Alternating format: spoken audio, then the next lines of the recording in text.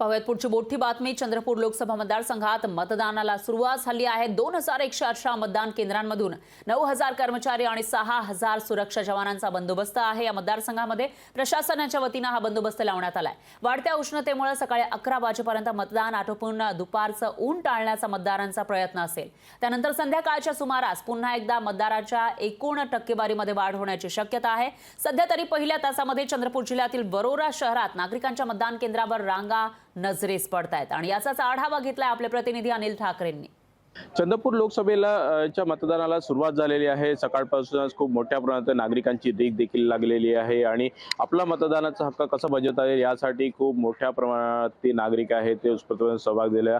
वयोवृद्ध असेल किंवा ज्येष्ठ नागरिक असेल किंवा नवमतदार देखील असेल, ते देखील खूप मोठ्या प्रमाणात आपला मतदानाचा जो हक्क आहे तो बजावण्यासाठी सकाळी आपल्या मतदान केंद्रावर जाऊन आहे ते आपला मतदानाचा हक्क बजावत आहे। त्यामुळे खूप मोठ्या प्रमाणात ते उत्साह पाहायला मिळत आहे। आपण बघू शकता, मी वरोरा येथील एका बूथ केंद्रावरती आहे। त्या ठिकाणी देखील खूप मोठ्या प्रमाणात नागरिक आहे आपला मतदानाचा हक्क बजावण्यासाठी आलेले आहे। 9000हून अधिक कर्मचाऱ्यांच्या माध्यमातून ही निवडणूक पार पडते आहे। तर सुरक्षेच्या दृष्टिकोनातून आहे ते 6000हून अधिक पोलीस बंदोबस्त या ठिकाणी लावण्यात आलेला आहे। कुठेही अनुचित घटना घडू नये यासाठी देखील पुरेपूर खबरदारी देखील घेण्यात आलेली आहे। तर दुसरीकडे मतदानाची टक्केवारी जी आहे वाढण्यासाठी जिल्हा प्रशासनाने खूप मोठ्या प्रमाणात बक्षिसाची जी आहे योजना देखील आखलेली आहे। त्यामुळे मतदानाची जी टक्केवारी आहे ते कशी वाढवता येईल यासाठी पुरेपूर प्रयत्न केलेला आहे।